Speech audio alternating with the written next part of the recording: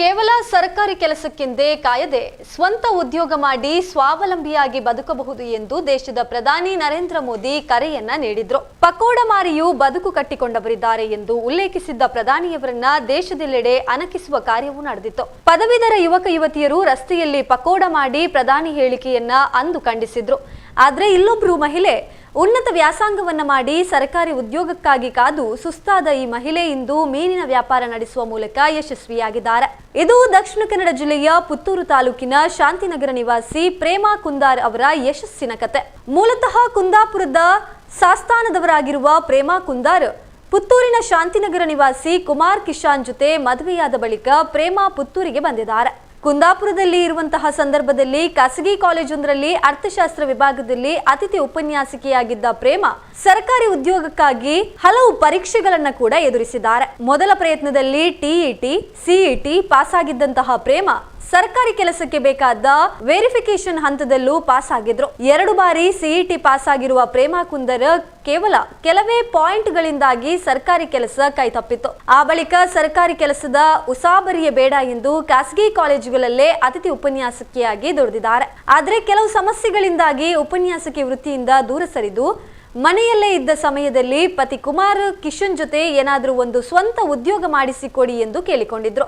ಮೀನು ಮಾರಾಟ ಮತ್ತು ಸಾಗಾಟ ಮಾಡುವ ವೃತ್ತಿಯಲ್ಲಿದ್ದ ಕುಮಾರ್ ತನ್ನ ಸ್ನೇಹಿತರ ಸಹಾಯದ ಮೂಲಕ ಪ್ರೇಮಾ ಕುಂದಾರ್ಗೆ ಕಳೆದ 2 ವರ್ಷದ ಹಿಂದೆ ಪುತ್ತೂರಿನ ಎಲ್ಮುಡಿಯಲ್ಲಿ ಒಂದು ಪುಟ್ಟ ತಾಜಾ ಮೀನಿನ ಅಂಗಡಿಯನ್ನ ಮಾಡಿಕೊಟ್ಟಿದ್ದಾರೆ.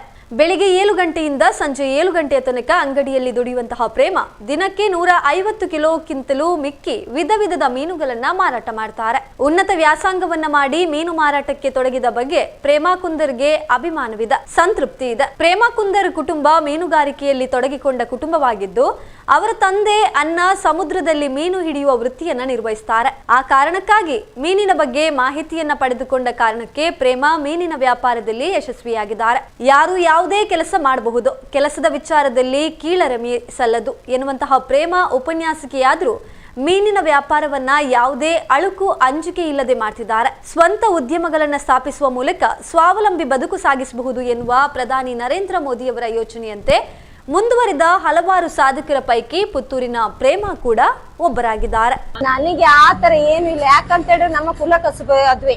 ನಾವು ಕುಂದಾಪುರದಲ್ಲಿ ಮೊಗವೀರರು, ನಾವು ನಮ್ಮ ಅಪ್ಪ ಅಮ್ಮ ಅಣ್ಣಂದಿರು ಎಲ್ಲರೂ ಕೂಡ ಈ ಫೀಲ್ಡ್ ಅಲ್ಲೇ ಇದ್ದವು, ಮೀನುಗಾರಿಕೆ ಫೀಲ್ಡ್ ಅಲ್ಲೇ ಇದ್ದವರು. ಆ ತರ ಏನಿಲ್ಲ, ಒಂದು ಸ್ಯಾಟಿಸ್ಫ್ಯಾಕ್ಷನ್ ಇದ್ರೆ ಯಾವ ಜಾಬ್ ಆದ್ರೆ ಸರ್, ಪ್ರಾಮಾಣಿಕವಾಗಿ ಮಾಡೋದಿದ್ರೆ ಯಾವ ಜಾಬ್ ಆದ್ರೆ ಅಲ್ವಾ. ನಮ್ಗೆ ಒಂದು ಸ್ಯಾಟಿಸ್ಫ್ಯಾಕ್ಷನ್ ಬೇಕು, ಒಂದು ಯಾವುದೇ ಒಂದು ವರ್ಕ್ ಮಾಡುವಲ್ಲಿ.